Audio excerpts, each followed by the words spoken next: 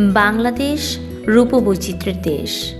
প্রাচীনকাল থেকেই এ দেশে নানা সংস্কৃতির চর্চা হয়ে আসছে, যার একটি গুরুত্বপূর্ণ নিদর্শন হল মৃৎশিল্প।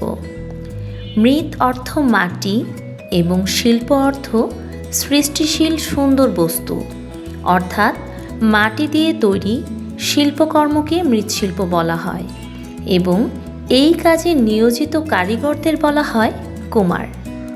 টাঙ্গাইল জেলার মৃৎশিল্প বাংলাদেশের লোকসংস্কৃতির এক অমূল্য অংশ।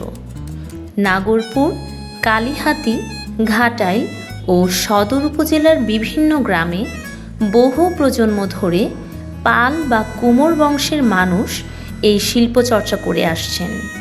এর মধ্যে সদর উপজেলার এনায়েতপুর ও গালা গ্রাম মৃৎশিল্পের জন্য বিশেষভাবে পরিচিত। কারিগররা নদীর ধারের এঁটেল মাটি দিয়ে হাঁড়ি, পাতিল, সরা, মটকা, পিঠার ছাঁচ, খেলনা ও পুতুল সহ নানা পণ্য তৈরি করেন।